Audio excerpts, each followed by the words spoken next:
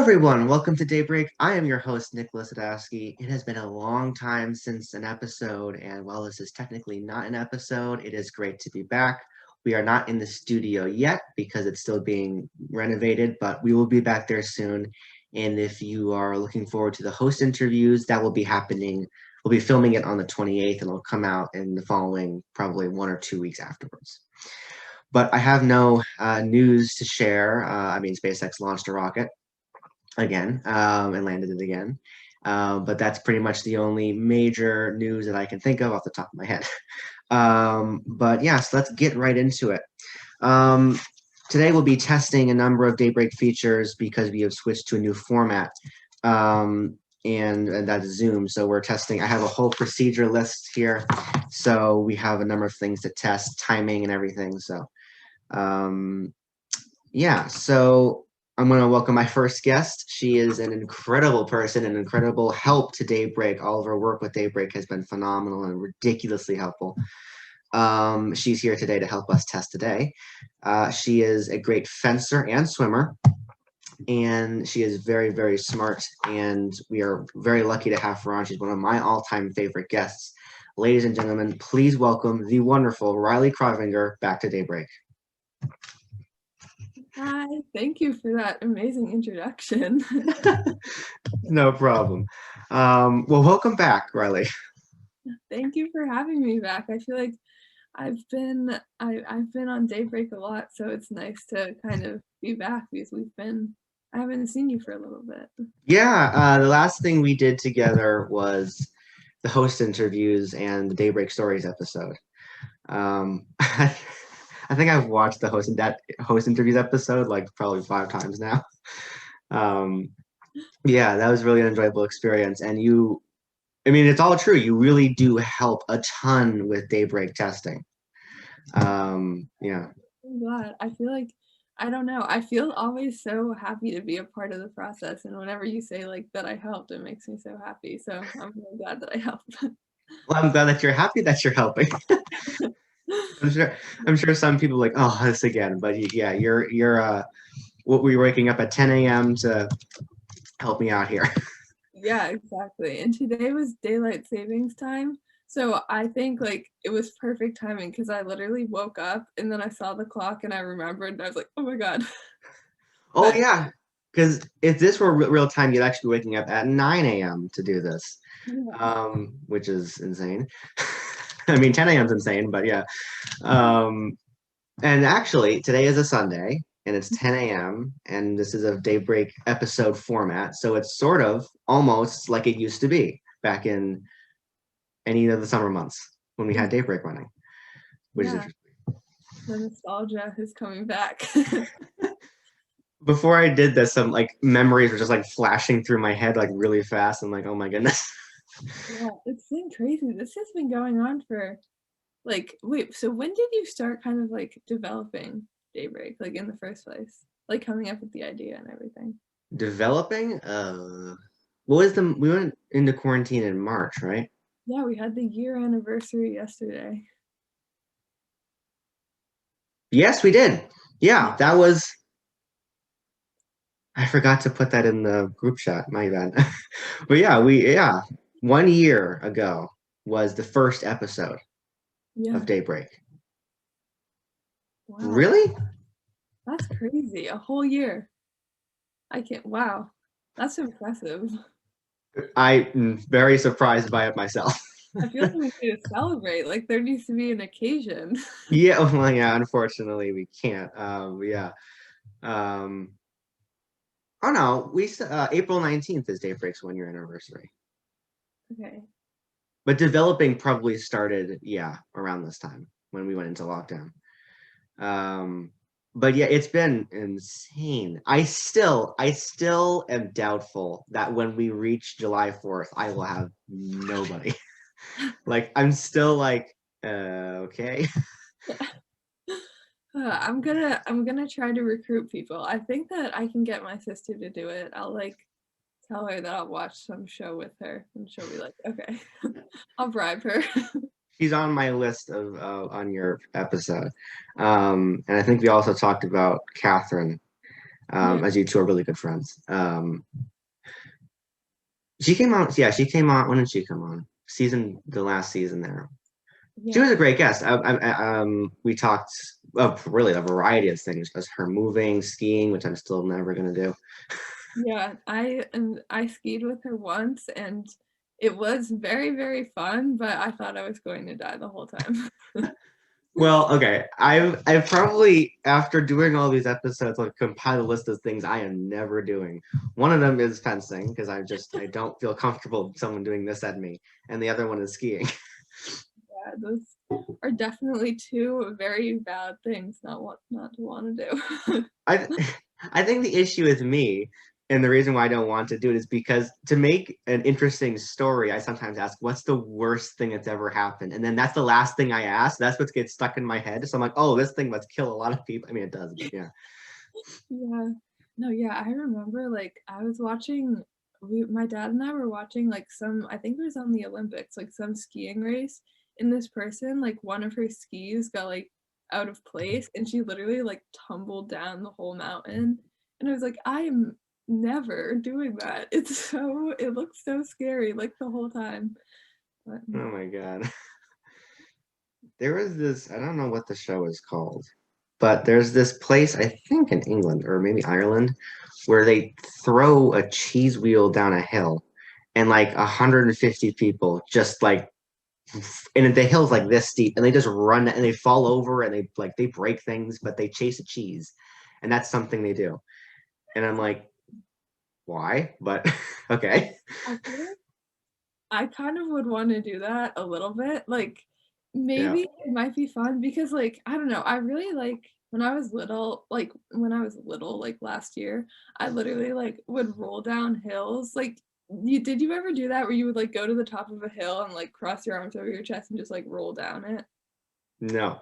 Oh, well, 'Cause it's very fun, I think you should give it a try. well, the reason why is because it's usually grassy, and then when you're on grass for a while, you get itchy. So I don't like to. True, true. I used to do it, like, a ton, like, my sisters and I would go up to Pine Hill, and they have, like, the hill, like, down to the baseball field, and we Mhm. would, like, roll down that. It wasn't safe, but it was fun. Less than safe. Yeah, yeah. Yeah. Trying to remember. It's crazy because like back in DS, I could name everyone's first and last names, and at least one of their teachers, and like maybe a bit of other about every single person at that school. Yeah. Um, and I, the one, okay, there's two weird things about moving. One is that you think you see people that you used to know in people here, but you don't know them. Like trying to remember their names. When I moved here, I thought I saw, I think it was Audrey Burke was her name, and I saw someone that looked exactly like Audrey. I was about to walk up to her and say, "Hi, Audrey," but it wasn't Audrey, and Uh, they would look at me very weirdly. Actually, I know them very well now. It's Elaine Landry. yeah. But and then the other weird thing about moving is you forget like 95% of the information. So like I was looking through the yearbook and I'm like, okay, how many people can I actually name? And I'm like, don't know, don't know, don't know, don't know. And like I went down the list. There's like a good like 30 people, but like everyone else, I'm just like, I got no idea. Yeah. Yeah, I feel like yeah, that's kinda crazy. I don't know, I mean, I feel like when you're living in the place that, like, you go to school and, like, everything, I feel like you just, like but there's still people at school where, like, I'll be like, "Oh, I haven't seen you in, like, a year. Hi." Yeah. 'Cause I feel like you really only see people that you have classes with now, like, Mhm. especially with the block schedule and everything, so, like, Right. there's some people that I haven't seen since, like, 8th grade. And it's like, "Oh, I haven't seen you in a bit." Well, you guys actually have it better than we do because the way your schedule works, from what I can understand, is your entire grade, along with the ninth grade, is one cohort, and you go Monday, Tuesday, and Yeah. then the upperclassmen go Thursday, Friday. Yeah. The whole school is split in half. There's no grade cohorts. So half of my grade is on blue and and the other half on gold. And so I am separated from half my friends. So I haven't seen them since last year in February. So yeah. So Wow. yeah, Faith is the only one. I mean, I probably should connect with my girlfriend, but I mean, she's the only one who I talk with outside of school because there's no time to do it. And That's like, yeah, we don't have that Wednesday thing that you do. It's Monday, Tuesday, Wednesday, Thursday, Friday, oh wait. alternating. Oh, so wait, does your schedule work like how are you in person one week and then remote one week, or is it like broken up? It's it's a very stupid schedule. It's so let's see. Let's take next week for example. Blue goes in Monday. I go in Tuesday. Blue goes in Wednesday. I'm in Thursday. Blue goes Friday. Then the next week I'm in Monday. They're in Tuesday. It's just every other day. Oh, okay. But the issue with that is that you don't have an even week. So Mm, I'll have 2 days next week. Blue will have three. yeah. And the unfortunate thing is that we don't have so Hingham schools, they do a thing where it's like they do Monday, Tuesday, Thursday, Friday, and their grades are split in half like ours, but the students go into Zoom calls with the class that's there. So they're learning with the other people live. I Oh, suggested that, no one listened to me. Um, and but we don't have that. So we have asynchronous remote work, which totals about 3 hours of work, which isn't enough for a school day. And so like tomorrow, I'll have my 6 classes and I'll have remote work for each of them. Like for chemistry, I'll watch a video and do a worksheet and just like that type of stuff. And then the next day I'll hand it in. But there's no connection with teachers with oh, me tomorrow, oh, okay. which just isn't helpful for learning. Yeah, no, I agree. I think like well I do hybrid, so Monday, Tuesday I'm in person, and then Wednesday is like we can like go to extra help if we want, and then Mhm. Thursday, Friday is fully remote. But like the kids who are doing fully remote, like I was talking to some of them and they were like, it's been like such a crazy experience because, well, like our full, like the people who do fully remote, like they're on Zoom, just like in the classroom.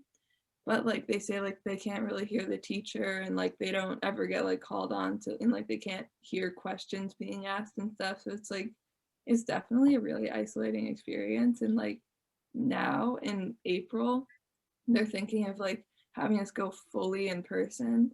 So the kids who are like fully remote right now aren't going to see like teachers or be on Zoom with like the whole class at all anymore, which is kind of like that's kind of crazy. Right. And we're going back March 29th, Oh wow. hopefully. Wow, that's I mean, soon.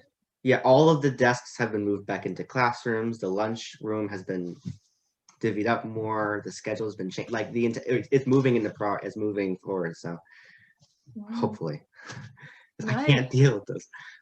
Yeah, are you excited to go back in person or like nervous or like how are you feeling about it? What was that SNL?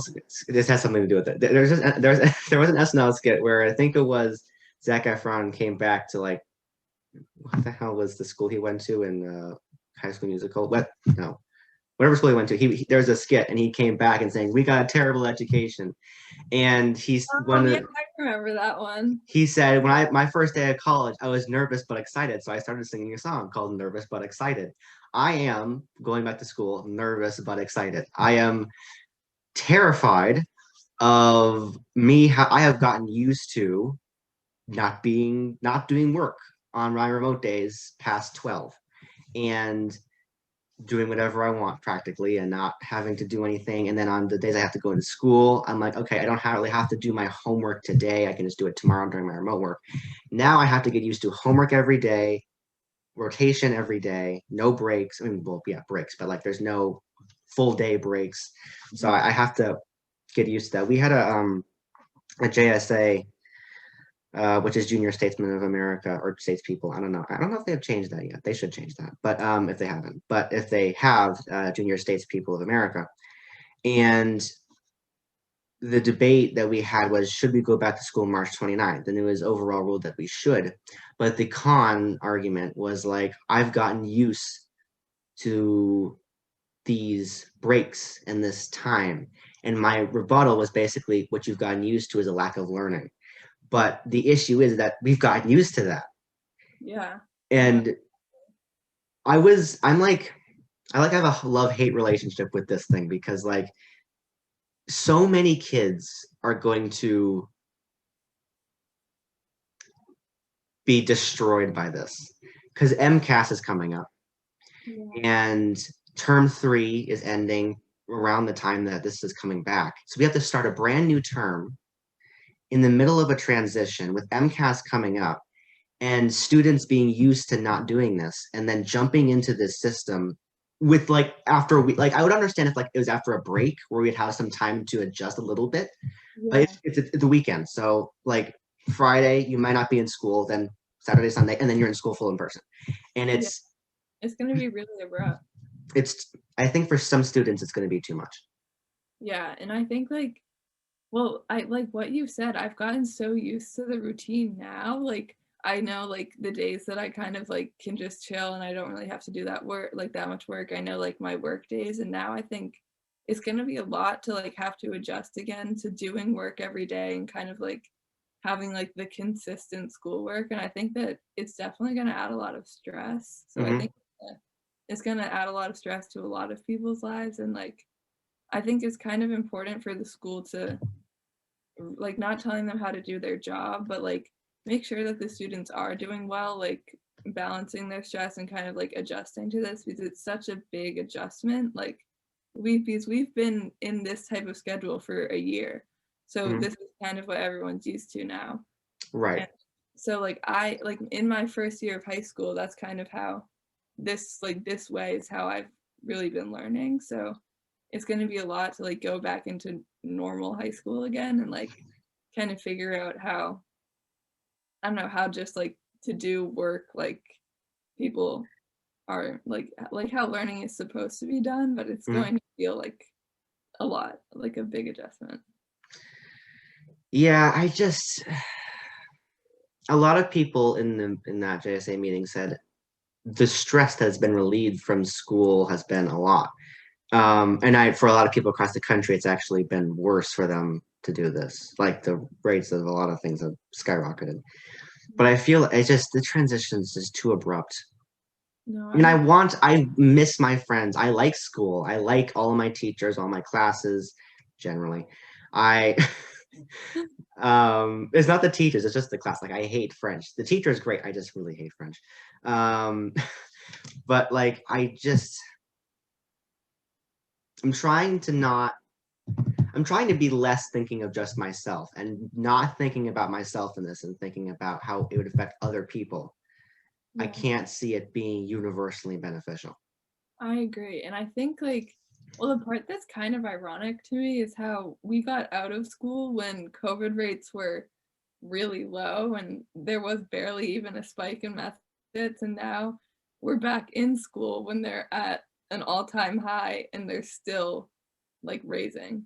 So I think that there has to be well once teachers are vaccinated and people and students are vaccinated, I think it's definitely like it's good just to try it out and maybe like go I think maybe it should be like a slower integration, like 3 days in person, and then if that goes well and there isn't a spike in COVID cases, then 4 days in person, and then like Oh, kind of going from that point. that's smart. But yeah, I don't know. I think it's definitely like I feel like the school board is kind of rushing into this decision, but it's again like it's not my place to kind of tell them if they're doing their jobs right. Right. Yeah, the well, what did I tell you? We have a smart guest on. You're very but I forgot what I was going to say. Um, the issue is not writing things down. But I think the issue. Oh yeah, all the Norwell teachers. I think by next week will all have been vaccinated at least once. And the science says it doesn't spread in schools, but Mr. Lacey, my history teacher, shared with me a slightly wow fact. I don't know how to phrase that differently. He was like, we have 33 people quarantining as of now, or less than that, like 12 or 15, between 0 and 33.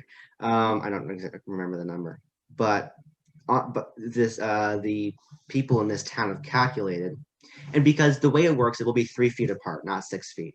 And so if one person has to quarantine, the people around that person also have to quarantine. Yeah. So if one person goes down, that's like 9 people down.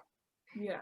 And kids they don't follow the rules. I'm on Instagram just looking at stories, and they're like, what are you doing with your friends without your mask on? Exactly. There's literally like a pandemic. There's a mask law in there. Yeah. And people also don't follow the ordinance. Like someone just got back from Florida and is back in school the first day back. I'm like, what are you doing? But whatever. Yeah. But the entire school is gonna like quarantine by like in a couple weeks, and especially after April break, when everyone goes away and then comes back. April break is like the vacation month. Like Yeah. that's when people, because the weather starts to get warm, like they go down to Florida to go swimming, or like they go and hang out with their friends at the beach. And I'm not saying like I want to do those things too. Like I really want to do those things. Yeah. But if you're not safe about it, like going to the beach with your friends, if you wear a mask, you social distance, and you come back and you respect the quarantine guidelines, then go ahead. But the truth is, most people don't do that. Most people go to the beach, they don't wear their mask, they don't social distance, and then they come back to school like they weren't, just, kind of ignoring the guidelines. Right. Yeah. But I understand that, because everyone wants to do that. Everyone wants Yes. to go back to normal. But there is still like the fact that I think teachers are kind of thinking like everyone's just going to follow the rules and it's going to go kind of how we plan it. But I think there needs to be like safety precautions so that people who follow the rules are protected from people who don't follow the rules. Yeah. I think the reason why this is so annoying for me is because, as you said, I understand the reasoning behind it. Like I want to go to Florida. I want to go to Disney and Universal and just have fun and not have to wear this stupid cloth over my face. Yeah. But I can't. And when other people don't do it, I get it. And it's annoying that I get it, but I also don't want to do it myself. Yeah. And it's just annoying. But everyone is getting vaccinated now. My grandparents a grandparent is vaccinated. Teachers are vaccinated. My dad will get vaccinated pretty soon. Is it today? Next week? Very soon. Anyway, it doesn't matter. And my mom will eventually get vaccinated. But everyone is pretty much getting vaccinated. And my whole thing is like, okay, I get going to school. I get it's helpful for learning. And I mean, we're going to go back into like freaking lockdown because like everyone's going to quarantine. But again, I also get why they're doing this, because when we go into the 2021-2022 school year, Yeah, that's going to be we have to know what we're doing. So I get why they're doing it now as opposed to starting out something new in the new year. Yeah, no, exactly. And I think like it is important. There are but to anything, there are positives and there are negatives. So you kind Yes. of have to weigh it out. And right now, I think a lot of people are thinking that the positives outweigh the negatives when going back to school. But it's still important to make sure that like the transition's being monitored and people are being safe. So like if the negatives do start to outweigh the positives, then there's like a plan B to kind of switch things back and make sure that everyone is as safe as possible. Yeah. I think they're applying the same mentality that happened last year when we went into lockdown around this time. And so when we went into this school year, we sort of understood what was happening and what we did wrong last time. So now we're doing it this time, though we can do right and wrong for next year. Yeah. There's just so many people are gonna like be screwed by this because it's like some people need the breaks Hmm. and then they're just gonna go away. Yeah. And I think like, well, I'm one of the people that has gotten so adjusted to the schedule now that like it's going to feel like how at the beginning of transitioning from fully in person to remote felt, where it's like such an abrupt transition that like Mhm. it was like a lot for me to like handle at first and kind of like wrap my brain around like the new way that we're learning. So I think it is going to kind of feel like that again, and it might be a little bit more overwhelming just because it is going to be a lot more work at the same time as like this transition. So I think I'm just going to like I'm trying to go into it with like a positive mindset and kind of be like think about it positively, but I'm definitely not saying that it's going to be perfect, and I think it's definitely going to be hard for a lot of people, including myself. So Yes. yeah. Yeah. It's gonna be quite the experience. Yeah. I mean, everything that's been happening in this past year has been entirely unprecedented. So it's Yeah. absolutely crazy that we're like, well, we live through history every day, but we're living through something that's going to be like remembered in history. I was thinking that last year. I'm like, this will be written down in the history books. Like, there's some events that are just like, okay, it happened. They said technically history, but no one's going to pay attention. This is something that people are going to pay attention to. And I'm People are like, like, no, sorry, what were you saying? oh no, you can go. People are going to be like writing essays in history. They're going to be like, what was like the impacts of the COVID-19 pandemic? Like, how did it affect learning? Like, write an essay about it. And Hmm. we're just going to be like, yeah, we lived through that. Yeah. I mean, COVID aside, which is hard to do, but COVID aside, there's so many other things happening in history at this time that will be remembered. Yeah, Within this decade, a ridiculous amount of things are going to happen that exactly. will be remembered forever. Yeah. And I think like it's, I don't know, our generation is really lucky to be able, like, it doesn't feel like we're lucky right now with everything, but I feel like we're definitely really lucky to be able to kind of live through like the world changing and like kind of watching it change and like improve and get better. Well, not get perfect, but definitely take steps in the right direction, Mhm. like with our own eyes. Yeah. I mean, just trying to think of everything that's going to happen in the next, what is it, 29 years? Reforms across the world will be passed, and many of those will help with a lot of different things, climate change and rights and all that stuff. Yeah. All that stuff. Oh my goodness. Then we've got, in terms of space, going back to the moon in 2024 and then to Mars by 2030, which is insane. And then you can live on in your solar house with your bacteria. Um, I watched that back. It was very funny. Um, and like new countries will be created, and just so many like cultures will combine. Europe will like evolve. I mean, Europe evolves like every day. Like, I'm in European history, I'm just like, oh my god, Europe is a mess. um but we'll sort that out. But yeah, there's a lot of stuff, to use a basic word there. A lot of stuff is going to happen in the next 9 years.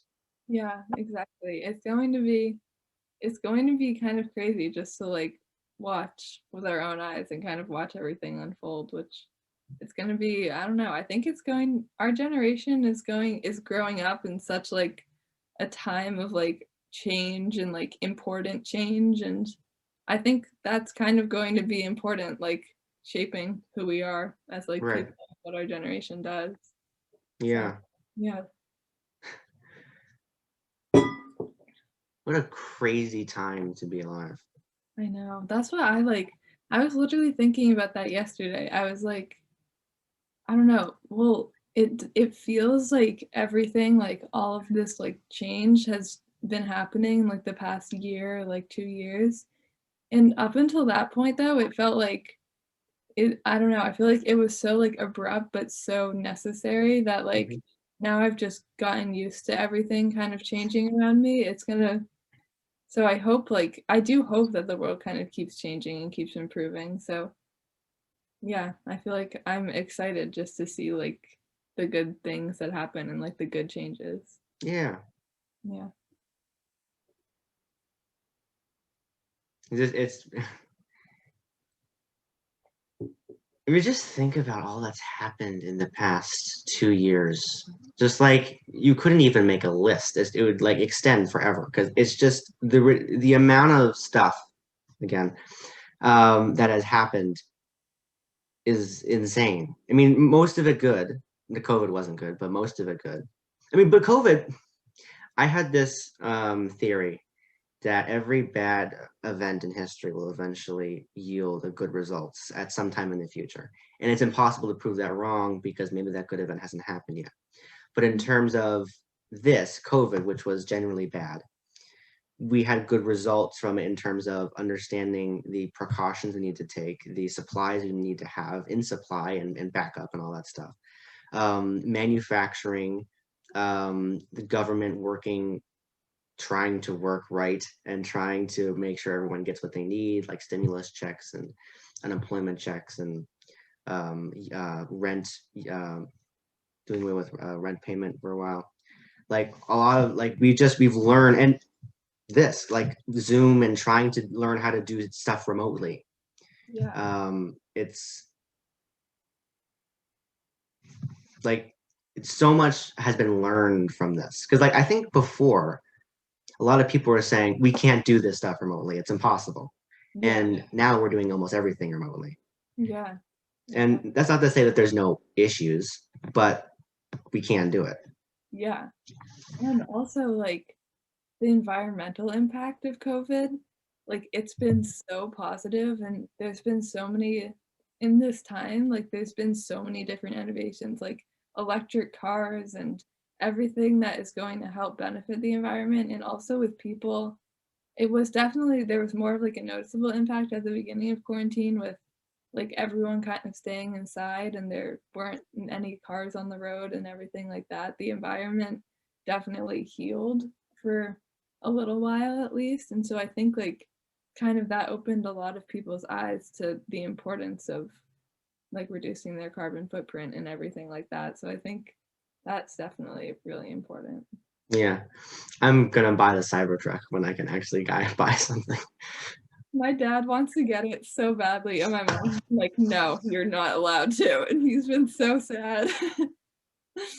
Uh, It's such a I mean, okay, we're going all over the place, but it's such a controversial car, a it truck.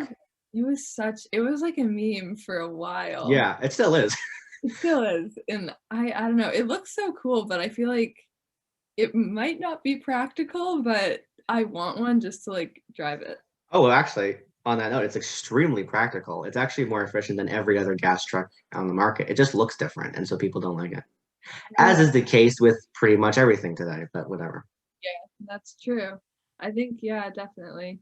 My dad, I think my mom he's convinced my mom to get a Tesla, just, like, a normal Tesla that looks like a normal car. So he's been working on that for like years now. And she finally was like, okay, fine. Like you can get it sometime in the future. And he's like, yes. So that's good. Well, on that lovely note, Riley, it's been an incredible. How long has it been? 30 minutes? My goodness, it's been an incredible 30 minutes. We have successfully tested what it's like to have a guest on. I'll see what this looks like in post and how I can edit it. But we have almost completed our full operations test. The first one, I think of maybe three. I'll do one when I'm actually in the studio. We'll see how that works. That's going to be fun. But Really excited to see how that episode turns out. I think it's just gonna add a whole nother like sparkle to everything. It's gonna improve it a lot. So I'm excited to see that. yeah, and I mean, knock on wood, hopefully it doesn't happen in the next 5 minutes, but there's been no internet issues at all, which is Yeah, shocking for my house since I have terrible Wi-Fi in my room. me too. I feel like I don't know. I feel really lucky. My Wi-Fi usually in here. Well, you've seen like the connection issues that I've had, and like So that's been good. I feel like Yeah. Zoom is definitely helping a lot. Instagram was a little bit more.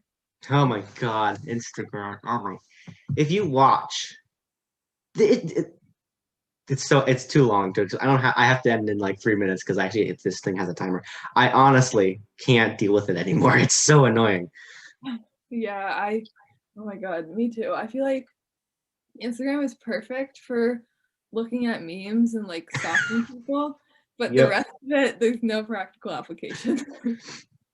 I think that's a fair point.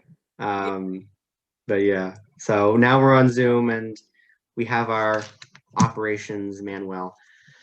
And you and I will have a call after this just to debrief for a few minutes. But thank you so much for coming on. It's been an absolute pleasure as always, and I look forward to planning your episode in sometime in July or Yeah, I'm June. so I don't know.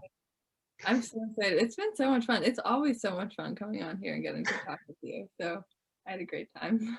It's fun getting to talk with you. But yeah, so just so I can end this, just mute and turn off your video to see how that works. All right, so that was my amazing 30-minute interview with Riley Kraaijvanger. I was very grateful to have her on, as always. She's an incredible guest and friend, and I'm very lucky to have her on Daybreak. But yeah, so this has been the full operations test for Daybreak 2021. This is the first of 3. The next one will probably be similar to this, just we've worked out all the issues we had with this one. And then the last one will probably be in the studio. There might be a fourth to revise all the issues we had in the studio and fix that. But right now there's 3 planned. But yeah, so just for myself and editing, just so I know, I have 2 minutes and 10 seconds left on my video. So I think this 40-minute time has worked out well. But yeah, so thank you everyone so much for watching Daybreak. And it makes me so happy to say this. I will see you next time at Daybreak. All right. Bye, everyone.